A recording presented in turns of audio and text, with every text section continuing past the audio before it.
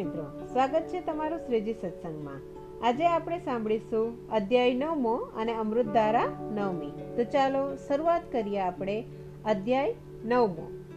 અધ્યાય 9મો મુનિ દુર્વાસાનું મેઘાવતી પાસે આગમન। સુત બોલ્યા, તે પછી નારદજીએ વિસ્મયથી પ્રાપ્ત થઈ શ્રેષ્ઠ બ્રાહ્મણ મેઘાવીની પુત્રીનું વૃત્તાંત શ્રી નારાયણને પૂછ્યું। નારદ બોલ્યા કે હે શ્રી નારાયણ મુનિ, મેઘાવી મુનિની તે કન્યાએ ત્યાં શું કર્યું હતું? કયા મુનિએ તેનું પાણી ગ્રહણ કર્યું હતું? શ્રી નારાયણ બોલ્યા કે એ કન્યા ત્યાં રહેતી હતી અને પોતાના પિતાને યાદ કરી શોક કર્યા કરતી હતી। પિતા વિનાના ઉજ્જળ ઘરમાં તે એકલી રહેતી હતી। તેનું હૃદય કમળ બળ્યા કરતું હતું। પોતાના દુઃખનો પાર તેને દેખાતો ન હતો। અત્યંત ક્રોધી મુનિ દુર્વાસા ભવિષ્યના બળથી પ્રેરાઈને તે પાતળા પેટવાળી કન્યા પાસે આવી ચડ્યા। એ ભગવાન દેવેચ્છાએ જ તે તપોવનમાં આવ્યા હતા, જેમને જોતાની સાથે જ ઇન્દ્ર પણ ભયભીત થઈ જાય છે। હે રાજેન્દ્ર યુધિષ્ઠિર, તમારી આ માતા કુંતાએ બાળપણમાં જેમને સેવીને પ્રસન્ન કર્યા હતા, પૂજ્યા હતા અને દેવોનું આકર્ષણ કરનારી વિદ્યા મેળવી હતી। હે રાજા, દેવો જેમને નમસ્કાર કરે છે તે દુર્વાસા મુનિએ મને એક વેળા રૂકમણીના સાથે રથમાં જોડ્યા હતા। એ રથને અમે બંને માર્ગમાં ખેંચી રહ્યા હતા। રૂકમણીને તરસ લાગવાથી તાળવું તથા હોઠ સુકાવા લાગ્યા। રૂકમણીએ દુર્વાસાની બીકથી પોતાની ખાંદ પર રથની ઘૂસરી તો ઉપાડી જ હતી। પ્રિયાના પ્રેમથી વ્યાપ્ત થઈ મેં રથને ખેંચી ચલાવતા જ પગના આગલા ભાગથી જમીન દબાવી ભોગવતી નામની પાતાળ ગંગાને ત્યાં આણી અને રૂકમણીની તરસને શાંત કરી હતી। ક્રોધી મુનિએ પ્રલયકાળના અગ્નિની પેઠે જાણી સળગી ઉઠ્યા હોય તેમ એકદમ ઊભા થઈ મને શ્રાપ આપ્યો હતો કે હે શ્રી કૃષ્ણ, તમને રૂકમણી ઘણી વહાલી લાગે છે। પ્રિયાના પ્રેમથી વ્યાપ્ત બની મારું અપમાન કરી તેણીને પાણી પાયું છે અને મહાત્મ્ય બતાવ્યું છે, માટે બંનેનો વિયોગ થાઓ। એ યુધિષ્ઠિર, એ જ તે દુર્વાસા શ્રેષ્ઠ મુનિ છે, સાક્ષાત રુદ્રદેવના અંશથી ઉત્પન્ન થયા છે। અગ્નિ ઋષિના ઉગ્ર તપસ્વી કલ્પવૃક્ષનું મહાદિવ્ય ફળ છે અને પતિવ્રતાના મસ્તક પરના રત્ન જેવી સતી અનસૂયાના ગર્ભથી તેઓ જન્મ્યા છે। તેમનું શ્રેષ્ઠ મસ્તક અનેક તીર્થોના જળથી ભીના રહેલી જટાઓથી સુશોભિત રહે છે। એ દુર્વાસા મુનિને આવતા જોઈ કુમારી મેઘાવતી શોક સાગરમાંથી એકદમ બહાર આવી, તેમજ એ બાળાએ આદર સહિત તેમનું પૂજન કર્યું। વિનય સહિત એ મુનિ કન્યા આ પ્રમાણે બોલી કે હે મહાભાગ્યશાળી, આપને નમસ્કાર હો। આપના આગમનથી મારા ભાગ્યનો ઉદય થયો છે અને આજે મારો સંસાર પણ સફળ થયો છે। આપ જેવા મહાપુણ્યશાળી પુરુષના આજે મને દર્શન થયા છે। દુર્વાસાએ કહ્યું કે ધન્ય છે ઓ બ્રાહ્મણ પુત્રી, તારો ધાર્મિક સ્વભાવ જાણી હું કૈલાસ પરથી તારા આશ્રમમાં આવ્યો છું। હવે તું સનાતન મુનીશ્વર શ્રી નારાયણ દેવના દર્શન કરવા જલ્દી બદ્રિકાશ્રમમાં જઈશ। ત્યાં એ ભગવાન લોકોના કલ્યાણ માટે એકાગ્ર થઈ અતિ ઉગ્ર તપશ્ચર્યા કરી રહ્યા છે। બાળા બોલી કે હે ઋષિ, આપના દર્શનથી જ મારો શોક રૂપી સમુદ્ર સુકાઈ ગયો છે। મારે માતા પિતા કે ભાઈ નથી જે મને ધીરજ આપે। દુઃખના દરિયામાં પીડાઈ રહી છું। મારા દુઃખને દૂર કરવાનો ઉપાય જલ્દી કરો। પરણવા માટે કોઈ પુરુષ મને ઈચ્છતો નથી। હે બ્રાહ્મણ, હવે તો હું મરી જવાની ઈચ્છાવાળી થઈ છું અને એ જ મારો હવે નિશ્ચય થઈ ચૂક્યો છે। એમ કહી આંસુવાળા મુખે એ બાળા તેમની આગળ બોલતી બંધ પડી। દુર્વાસા તેણીના દુઃખને દૂર કરવા તે વેળા વિચારમાં પડ્યા। શ્રી નારાયણ બોલ્યા, મુનિ કન્યા મેઘાવતીનું વચન સાંભળી મહાતપસ્વી મુનીશ્વર દુર્વાસાએ વેદોનો વિચાર કરી અતિશય કૃપાથી એ બાળા સામે જોયું અને પછી સારરૂપ કંઈક હિતકારી તેને કહ્યું। અધ્યાય 9મો સમાપ્ત। અમૃતધારા 9મી। શ્રદ્ધા ફળી। સુવર્ણપુરીમાં એક સુથાર રહેતો હતો। એ લાકડા ઉપર કલા કારીગરી કરવામાં ખૂબ જ માહિર હતો, તેથી ગામમાંથી સુથારી કામ તેને મળ્યા કરતું હતું। ગામના ભાવિકો માટે તે પ્રભુને પધરાવવા લાકડાના સિંહાસનો મંદિર આકારના બનાવતો અને બે ઘડી જોઈ રહેવાય એવા સુંદર અને કલાત્મક બનાવતો હતો। આવો તે કલાકાર હતો, છતાં કુટુંબ જોગું માંડ માંડ રડતો હતો। વસ્તારી કુટુંબમાં એક જ જણ રડનાર હોય અને ત્યારે જીવન નિર્વાહ ચલાવવો ભારે થઈ પડે છે. સુથારને 7 દીકરી અને 2 દીકરા હતા. તેમાં દીકરીઓ મોટી અને દીકરા નાના હતા. દીકરી એ તો પારકું ધન કહેવાય, એટલે એક પછી એક છોકરી મોટી થતી ગઈ અને પરણાવવા લાયક થઈ એટલે સુથારે તેમના સારા મૂર્તિયાઓ શોધીને પરણાવવા માંડી અને સાસરે વળાવવા માંડી. પણ લગ્નના ખર્ચામાં સુથાર ઊંચો આવતો ન હતો. વળી દીકરીઓ અવારનવાર સાસરેથી પિયરમાં આવે ત્યારે પિયરના રિવાજ મુજબ લુગડા લત્તા ને રોકડ રકમ આપવી પડતી. આથી સુથાર દિવસે દિવસે મુશ્કેલીમાં મુકાતો ગયો. જવાનીના સમયમાં સુથારને વસમું લાગતું ન હતું, કારણ કે તે કીડ બાંધીને કામ મેળવીને ગુજરાન ચલાવતો હતો. પરંતુ ગઢભણ આવતા અશક્તિને લીધે તેનાથી કામ થતું નહીં. તો પણ જેમ તેમ ઘરનું ગાડું ગબડાવી જતો હતો. સુથારે જિંદગીમાં ભગવાનનું નામ લીધું ન હતું, પરંતુ વૃદ્ધ થવાથી તે રોજ સવારે ઉઠીને દેવ દર્શને જતો હતો. ક્યારેક કથા વાંચાતી હોય, કીર્તન થતું હોય તો તે સાંભળવા બેસી જતો હતો. એક દિવસ કથાકારે કથામાં કહ્યું કે પ્રાણી માત્રના ભરણ પોષણની ચિંતા હંમેશા ભગવાનને રહે છે અને તે કીડીને કણ અને હાથીને મણ આપીને જ રહે છે. ભગવાન ભૂખ્યા ઉઠાડે છે પણ ભૂખ્યા સુવડાવતો નથી.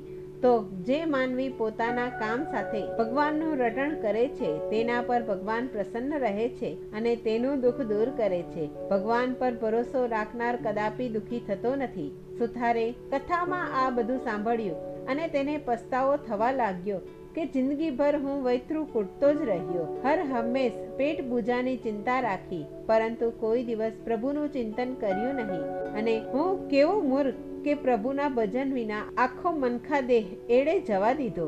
પણ હજુ એ સમય છે, શ્વાસ ચાલે છે ત્યાં સુધી પ્રભુ સ્મરણ કરું અને ભક્તિનું બાથું બાંધી લઉં. મને વિશ્વાસ છે કે ભગવાન તેનું ફળ આ ભવમાં આપશે.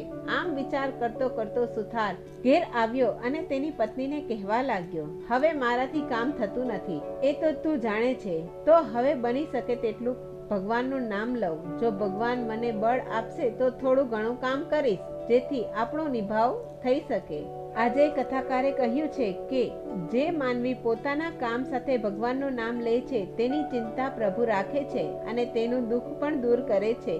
માટે આજથી મેં તો ભગવાનને ખોળે માથું મૂક્યું છે, બધી ચિંતા તેના પર છોડી દીધી છે. પત્ની બોલી, તમને ભગવાન ઉપર શ્રદ્ધા છે તો જરૂર ફળશે.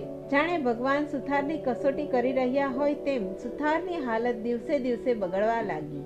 તે રોજ પ્રભુનું રટણ કરતો હતો, પણ સુથારી કામ મળતું નહીં એટલે મૂંઝાતો હતો.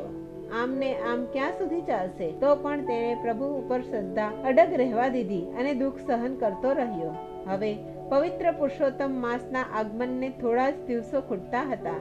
એવામાં સુથારે કથામાં સાંભળ્યું કે જે સ્ત્રી કે પુરુષ પુરુષોત્તમ માસ નહાય છે, કાઠાગોરની વાર્તા સાંભળે છે, ઘરમાં અખંડ દીવો બાળે છે, ઉપવાસ એકટાણા કરે છે અને પુણ્યદાન કરે છે, તેને સુખ સંપત્તિ સાંભળે છે અને વૈકુંઠમાં વાસ થાય છે. સુથારે ઘરે આવીને પત્નીને વાત કરી અને બંનેએ પુરુષોત્તમ ભગવાનનું વ્રત કરવાનો સંકલ્પ કર્યો. પુરુષોત્તમ માસ બેઠો અને સુથાર તેમજ તેની પત્ની સૂર્યોદય પહેલા નદીએ જઈને નહાવા આવ્યા અને પાડોશમાં રહેતા બ્રાહ્મણને સીધું આપી ભગવાનનું નામ રટવા લાગ્યા. પોતાના ઘરની હાલત ખરાબ હતી તો પણ સુથારે બ્રાહ્મણને પુરુષોત્તમ માસ પૂર્ણ થતા સુધી રોજ સીધું આપવાનો સંકલ્પ કર્યો હતો અને તે ટેક તેમણે કફોડી સ્થિતિમાં પણ જાળવી રાખી હતી. બંને પતિ પત્ની પૂર્ણ શ્રદ્ધાથી વ્રત કરી રહ્યા હતા, પુરુષોત્તમ ભગવાનની ભક્તિ કરી રહ્યા હતા અને યથાશક્તિ પુણ્યદાન પણ કરી રહ્યા હતા. હવે તો અધિક માસ ઉતરવાને 3 જ દિવસ ખૂટતા હતા, પરંતુ બ્રાહ્મણને આપવા જેટલું સીધું પણ ઘરમાં ન હતું. તેની ચિંતા આગલી રાતથી જ સુથારને થઈ રહી હતી. સવારમાં તે રોજ કરતા વહેલો ઉઠ્યો અને દિશાએ જવા કળશીઓ લઈને જંગલમાં ગયો અને ઢાળવાળી જગ્યા પર હાજતે બેઠો.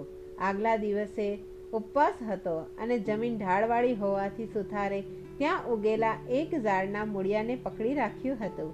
મૂળિયાને આમ તેમ હલાવતા જતા તે ઉખડી ગયો અને ખાડો પડ્યો. તેમાં કંઈક ઝગમગવા લાગ્યું. સુથારે આ ઝગમગાટ જોયો, પણ હજી અંધારું હતું, તેથી તેણે સમજ ન પડી કે અંદર શું છે. તે તો ત્યાં બેસી જ રહ્યો. ધીમે ધીમે પ્રકાશ પથરાવા લાગ્યો અને છોડ ઉખડી ગયો હતો. તે ખાડામાં હીરા પડેલા દેખાયા. અંધારામાં આ હીરાઓ ઝગમગી રહ્યા હતા. સુથારે હરખથી હીરા ઉઠાવ્યા તો નીચે સોના મહોરો દેખાઈ. આથી અચંબો પામીને સુથારે તે ખાડામાંથી થોડી માટી કાઢી તો તેમાં તાંબાનો ચરુ દેખાયો. આખો ચરુ સોના મહોરોથી ભરેલો હતો. તેનું મુખ ખુલ્લું હતું. તેના ઉપર થોડા હીરા પડેલા હતા. સુથારે આ ગુપ્ત ધન જોઈ વિચાર્યું કે આ ધન પારકું છે. તેને મેં જોયું એટલે કંઈ મારો અધિકાર નથી કે એને હું લઈ શકું. વળી હાલમાં પુરુષોત્તમ ભગવાનનું વ્રત કરું છું, તેથી પરધન એ પથ્થર સમાન માનવું જોઈએ. આમ વિચારી સુથારે માટી નાખીને તે ખાડો પૂરી દીધો અને જમીન સરખી કરી કશુંય લીધા વિના પોતાના ઘરે પાછો ફર્યો. સુથાર રોજ દિશાએ જતો પણ બહુ વાર લાગતી નહીં. પરંતુ આજે ઝાઝો સમય થઈ ગયો હતો એટલે સુથારની પત્ની ચિંતા કરતી દરવાજામાં જ ઊભી હતી. તેણે સુથારને આવેલા જોઈ કહ્યું કે કેમ આજે તબિયત બરાબર નથી કે શું? કેમ વાર લાગી? સુથારે ધીમે રહીને સોનાના ચરુની વાત કરી. આહાહા, કેટલી બધી સોના મહોરો હતી અને કેવા ઝગમગતા હીરા હતા. પરંતુ એ આપણાથી લેવાય કેમ? સુથારણે કહ્યું, કેમ ના લેવાય? એવું ગુપ્ત ધન જેને દેખાય તે તેના ભાગ્યનું ગણાય. કોઈને ન્યાલ કરી દેવા હોય ત્યારે ભગવાન આવી રીતે ધન આપે છે. આ તો ભગવાને ઘેર બેઠા ધન આપ્યું છે. તમે પણ કેવા મૂરખના સરદાર છો. લક્ષ્મીજી ચાંદલો કરવા આવે ત્યારે મુંહ ધોવા જવાય? ચાલો, હજુ માણસોની અવર જવર બહુ નથી, ત્યાં જઈને ધન લઈ આવીએ. જો કોઈ બીજાઓની નજર પડશે તો હાથમાંથી જશે. પછી આવી તક ફરી મળવાની નથી. જિંદગીભર લાકડા છોલ્યા કરજો. ચાલો ચાલો. સુથારે કહ્યું, હું તો નથી આવતો. ભગવાનને ઘેર બેઠા ધન આપવું હોય તો આપે, કઈ ઉકરડામાં ન આપે, સમજી? સુથારણ બોલી, તમે આળસુના સરદાર છો. નજીક એટલે ઘરમાં જ મળ્યું એમ કહેવાય. ભગવાન ઘરનું છાપરું ફાડી અને ધન થોડા આપે? જ્યાં સુધી ઘરના છાપરામાંથી ધન ન વરસે ત્યાં સુધી એ ધન પારખું જ સમજાય. એટલે હું એ ધનને પારકું માનું છું. ભગવાનને આપવું હશે તો છાપરું ફાડીને ઘેર બેઠા ધન આપશે. એને હું ખુશીથી સ્વીકારીશ. આવું સુથારે કહ્યું. સુથારણ કહે કે હવે નકામી માથાફોડ મેલો ને. કંઈ તમારો કાકો જમીન ખોદીને ચરુ લઈ જશે તો હાથ ઘસતા બેસી રહેવું પડશે. ચાલો જઈએ અને લઈ આવીએ. ધર્મના કામમાં ડીલ સી? સુથારે કહ્યું, ત્યાં જવાની ના નથી. આપણો નિયમ તૂટે તેનું શું? રોજ આપણે સૂર્યોદય પહેલા નદીએ નાહી આવીએ છીએ. આજે ધનની લહાઈમાં નિયમ ચૂકી જઈએ. મોડા નહાવા જઈએ તો કર્યું કરાવ્યું બધું ધૂળમાં મળી જાય. આપણી ફિકર પરમ કૃપાળુ પુરુષોત્તમ ભગવાનને છે. તે ધન દેવું હશે તો છાપરું ફાડીને દેશે. પ્રભુ ધારે તો પળવારમાં રંકને રાય બનાવી શકે છે. સુથારણ પતિનું કહેવું ટાળી શકી નહીં, પરંતુ તેણે કકળાટ બહુ કર્યો. અંતે બંને પહેલા નદીએ નાહવા ગયા. હવે બન્યું એવું કે આ બધી રકઝક સુથારની પડોશમાં રહેતા એક વાણંદે સાંભળી. તેને આ તક ઝડપી લીધી અને તેની પત્નીને ઉઠાડીને કહ્યું કે અલી, હમણાં સુથાર ઢાળવાળી જગ્યાએ દિશાએ ગયો હતો. ત્યાં તેણે એક ખાડામાં ચરુ દટાયેલો જોયો હતો. સોના મહોરોથી ભરેલો છે અને તેમાં થોડા હીરા પણ છે. આપણા નસીબે એ ચરુ લીધા વગર પાછો આવ્યો છે અને પતિ પત્ની નહાવા માટે નદીએ ગયા છે. માટે આપણે બંને ત્યાં જઈએ અને આ બધું સૂર્યોદય થાય એ પહેલા લેતા આવીએ. હજી સૂર્યોદય થવાને થોડી વાર છે એટલે ખાસ અવર જવર નહીં હોય. સાથે 2 મોટી ચાદરો લઈ લેજે, જેથી બધું ધન બાંધીને લાવી શકાય. સુથારે વાતમાં પત્નીને જગ્યાની એંધાણી બતાવી હતી. એ એંધાણ ત્યાં પહોંચી ગયા. ચરુવાળી જગ્યા ઉપર માટી તાજી વાળેલી હતી એટલે તેને તરત જ ખબર પડી ગઈ કે અહીંયા ચરુ છે. બંનેએ હાથોહાથ માટી ખોદી નાખી, પણ મોઢા પર હીરા અને સોના મહોરોને બદલે વીછીઓ ખદબદવા લાગ્યા. આ જોઈને વાણંદની પત્ની બોલી ઉઠી, અહીંયા તો પીળા સોના મહોરોને બદલે પીળા વીછીઓ છે. આ હમણાં તમારે સુથાર જોડે બનતું નથી એટલે તમને હેરાન કરવા વીછી કરડાવવા માટે આ કપટ રચ્યું છે. આ સાંભળી વાણંદનો ગુસ્સો ગયો અને તેણે સુથારની ખબર લઈ નાખવા કંઈક યુક્તિ શોધવા માંડી અને થોડી વારે સરસ યુક્તિ સૂજી આવી. તે વાત તેની પત્નીને કહી અને તેને પણ રાજીના રેડ થઈ ગઈ. ચરુની લક્ષ્મી વાણંદના ભાગ્યની ન હતી, તેથી તેણે પીળા સોનામોહરને બદલે પીળા વીછી દેખાયા અને તે વીછીઓ સુથારણના ઘરમાં છાપરા વાટેથી નાખવા માટે બંનેએ ચરુ કાઢીને લુગડામાં બાંધી દીધો અને તે ઘેર લઈ ગયા. હજુ અંધારું હતું એટલે વાણંદે પેલો ચરુ સુથારના છાપરા ઉપર ચડાવ્યો અને તેણે ઘરમાં ઠાલવવા માટે ધીમે ધીમે છાપરાના નળિયા ખસેડવા લાગ્યો. બરાબર આ જ વખતે સુથાર અને સુથારણ નદીએ નાહીને આવી પહોંચ્યા. સુથારે આવીને પ્રભુની છબી આગળ દીવો કર્યો, પછી ધૂપ કરી માળા ફેરવવા બેસી ગયો. તેની પત્ની તો આવતાની સાથે જ ઓરડામાં માળા ફેરવવા બેસી ગઈ હતી. એ ઓરડા ઉપરના છાપરે પેલો અદેખો વાણંદ ચરુ લઈને ચડેલો હતો અને ધીમે ધીમે નળિયા ખસેડી રહ્યો હતો. કેટલીક વારે તેણે નળિયા અને વળીઓ ખસેડીને ચરુ ઠલવાય એટલી જગ્યા કરી અને ચરુને ઊંધો વાળી ઘરમાં ઠાલવ્યું. ચરુમાં સોના મોહરો ભરેલી હતી એટલે ખણ કરતી ઘરમાં ઓરડામાં પડી, જાણે ભગવાને છાપરું ફાડીને ઘરમાં ધન નાખ્યું હોય. એકાએક સોના મહોરનો વરસાદ ઉપરથી વરસેલો જોઈ સુથાર અને સુથારણ ડોળા ફાડીને જોઈ જ રહ્યા હતા કે આ શું ચમત્કાર છે. સુથારને પુરુષોત્તમ ભગવાન ઉપર અપાર શ્રદ્ધા હતી, તેથી તે સમજી ગયો કે ભગવાનનું વ્રત ફળ્યું છે. ભગવાને પ્રસન્ન થઈને ઘેર બેઠા લક્ષ્મી મોકલી છે. હવે ધન લેવામાં વાંધો ન હતો, તેથી સુથાર સુથારણે બધી સોના મહોરો એક કોઠીમાં ભરી દીધી. થોડા હીરા હતા તે દાબડીમાં મૂકી રાખ્યા. સુથારણને પોતાની ભૂલ સમજાય. તેણે સુથારની માફી માંગતા કહ્યું કે નાથ, હું તમારું કહેવું માનતી ન હતી, પરંતુ તમારી શ્રદ્ધા ફળી ત્યારે માનવું પડે કે પ્રભુ ઉપર જે શ્રદ્ધા રાખે છે તેની શ્રદ્ધા ફળ્યા વગર રહેતી નથી. અહીંયા બંને પ્રભુની લીલા ઉપર વિચાર કરી રહ્યા હતા અને બાજુના ઘરમાં વાણંદ અને તેની પત્ની વિચાર કરી રહ્યા હતા કે છાપરા ઉપરથી નાખેલા વિછીઓ સુથાર સુથારણને કરડ્યા કેમ નહીં. જો કરડ્યા હોય તો બંને બૂમાબૂમ કરે અને વિછીઓ નાખવા માટે બહાર આવે. આથી શું થયું તે જાણવા તેણે ઘણા પ્રયત્નો કર્યા, પણ કંઈ જાણવા મળ્યું નહીં. ધન તો જેના ભાગ્યનું હોય તેને જ મળે. સુથારના ભાગ્યમાં ઘેર બેઠા ધન મળવાનું લખ્યું હતું, તેથી વાણંદે ચરુ ઉઠાવી લાવીને તેના ઘરમાં ઠાલવ્યું. ખરેખર ભગવાનની લીલાનો પાર કોણ પામી શક્યું છે. સાણા સુથાર સુથારણે ધન મળ્યાની વાત ગુપ્ત રાખી, પરંતુ એ ધનનો ઉપયોગ સારા કામમાં કરવા માંડ્યો.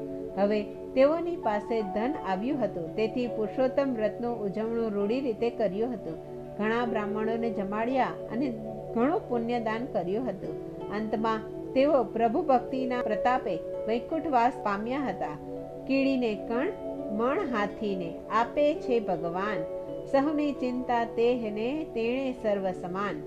પુરુષોત્તમ વ્રતનો મહિમા અપાર છે. જે શ્રદ્ધાપૂર્વક પુરુષોત્તમ મહિનો નહાય છે અને ઉપવાસ એકટાણા કરે છે તેણે ભક્તિનું ફળ મળ્યા વગરનું રહેતું નથી, મળીને જ રહે છે. જય પુરુષોત્તમ પ્રભુની, જય કાઠાગોરમાની.